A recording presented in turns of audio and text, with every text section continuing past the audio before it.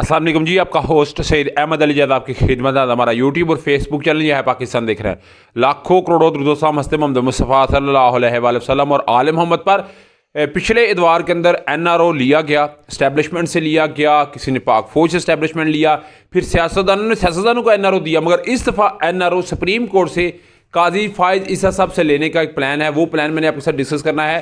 इमरान अहमद खान असम की टीम में एक ऐसी शख्सियत का इजाफा हुआ है कि जिनके दलाइल चीफ जस्टिस साहब भी नहीं इनकार कर सकते। कोई भी पाकिस्तान में बड़े हैवी और बड़े वैलिड किस्म के वो दलाइल देते हैं, कोई वाइड उनको कर नहीं सकता, उनको वैलिड तस्वर करना पड़ता है। ये एक मामला है। मगर सबसे पहले आज हम बात करेंगे इमरान अहमद खान असम के ऊपर। आप जानते हैं कि आज जो है वो फर्द जुर्म आयद होनी थी, 17 अक्टूबर का दिन था और चलान बकायदा तौर के ऊपर FIA ने जमा करवा दिया हुआ था और 28 गवाहान थे, जिसमें प्रिंसिपल सेक्रेटरी आजम खान का 164 का बयान, असद मजीदियन की पूरा एक पैनल था जो कि मौजूद था।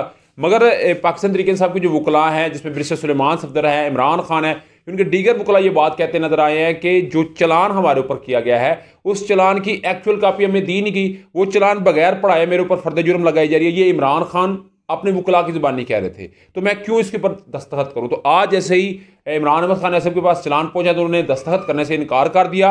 उनके वकला ने बहुत ज़्यादा एहतजाज किया कि अभी हमारे पास इसका कोई डाटा नहीं पहुंचा, अब हम ओरिजिनल कापी दें। देखो, जिस केस वकील कौन सा केस लड़ता है, वकील को जब तक FIR की समझ नहीं आती वो वकील केस फाइट नहीं कर सकता, तो उसके लिए बड़ा ज़रूरी था। मगर 23 अक्टूबर तक जी इस समात को मुलतवी कर दिया गया है और फर्द जुर्म इमरान अहमद खान पे जो लगनी थी वो नहीं लगी। तो ये मेरा ख्याल है अपने अंदर एक बहुत बड़ा जो है वो सरप्राइज़ है तहरीक इंसाफ के लिए कि वो 6 दिन का उन्हें रिलीफ कैसे मिल गया। ये बहुत सोचने वाली बात है, तहरीक इंसाफ के लोग इसको लाजमी सोचें।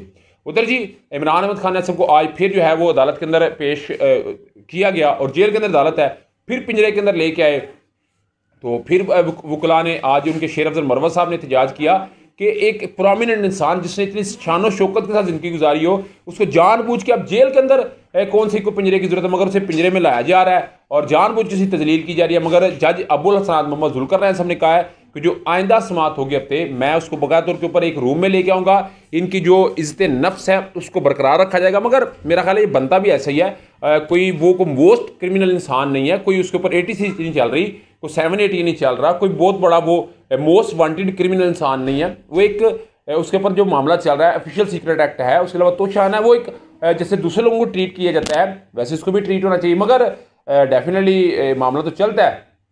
मगर आप देखें ना, इमरान खान का जो है वो अगर वजारत कानून कहती है कि ट्रायल जेल के अंदर होना है, मगर शाह महमूद कुरैशी साहब का कहा नहीं जाता, तो फिर 13 तारीख का, आज 17 तारीख है, मगर 13 तारीख का एक जो है नोटिफिकेशन लाया जाता है। तो सोशल मीडिया ने इसको टेकअप कर लिया तहरीक इंसाफ की कि ये कौन सा प्लान है, ये कौन सा चक्रव्यूह है जिसमें आप फंसाना चाहते हैं। मगर इमरान खान इनके चक्रव्यूह में फंस नहीं रहा, वो इनके चक्रव्यूह में आ नहीं रहा। उधर जी सुलेमान अकरम राजा, बहुत बड़ा नाम, एक बहुत बड़ी पहचान वकला की, तो उनका इजाफा हुआ है तहरीक इंसाफ के लिए। और मैं समझूँ एक एड वन है, ये एक ऐसा शख्स है जो मैं बार बार आपको कह रहा हूँ कि जिसके दलाइल को कोई बंदा ठुकरा नहीं सकता, जिसके दलाइल को मानना ऐसी है जैसे आप बिल्कुल जो है वो आपके ऊपर वाजिब कर दिया गया। अगर मैं बहुत ज़्यादा कोई तफसील में न जाऊँ, अगर इसमें डिटेल ज़्यादा को कर दूँ, तो ऐसे वो शख्स है। मगर सरदार लतीफ़ खुस्सा, सुलेमान सफदर साहब और सुलेमान अकरम राजा, ये एक अच्छे नाम है। इंशाअल्लाह ताला मामला कुछ बदलता हुआ तहरीक इंसाफ को मेरा ख्याल है इसमें कोई रिलीफ मिल सकता है, मगर लम्हा बलम्हा इसके ऊपर आपको अपडेट करेंगे। उधर जी आप जानते हैं कि चीफ जस्टिस काजी फायज साहब से पहले चीफ जस्टिस उमर ता बंदयाल साहब ने जो एक नैब तरमीमी बिल था जो कि पार्लियामान ने मंजूर किया था, उसको कलअदम करार दिया, जिसके बाद नून लीग पूरी की पूरी उनकी नीचे लेवल तक क़यादत के केसेस खुल गए, पीपल्स पार्टी के खुल गए, MQM के खुल गए। ये इनकी जो PDM था, जिसको शहबाज गिल सब चूचू का मरबा कहते हैं या चार पार्टी कहते हैं, उन तमाम के केसेस खुले। और मैंने, अगर आप मेरा वीलॉग रेगुलर सुनते हैं तो अल्हम्दुलिल्लाह मैंने आपको खबर ये पहले ब्रेक की थी कि जो निगरान हुकूमत है वो इस केस को चैलेंज करेगी। हालांकि उनके पास हथियार नहीं है। वफाकी हुकूमत ने सुप्रीम कोर्ट में इस मामले को चैलेंज कर दिया है कि basically review and practice procedure bill जो पास करवाया गया, पार्लियामान का इख्तियार है, ये भी तो पार्लियामान ने कलअदम जो है वो एक मामला बनाया था ना नैब कानून वाला, तो सुप्रीम कोर्ट के पास इख्तियार नहीं, इसको कलअदम करार दिया जाए। तो डेफिनेटली इसकी समात होगी और समात के लिए इसको मुकर्रर भी किया जाएगा और ये मामला चलेगा और फिर एक नवा जिसको कहते हैं ना मरहला आगाज़ हो जाएगा, एक नए मरहले का आगाज़ होगा। तो उसमें क्या होगा डेफिनेटली आपके साथ शेयर करेंगे। अभी तक का व्लॉग तब तक की अपडेट थी। व्लॉग की वीडियो पसंद आए तो फिर चैनल को लाइक सब्सक्राइब अपने दोस्तों से शेयर कर लीजिए। नेक्स्ट वीडियो के लिए होस्ट को जल्दी अल्लाह ताला आपका हामी नासर अस्सलाम।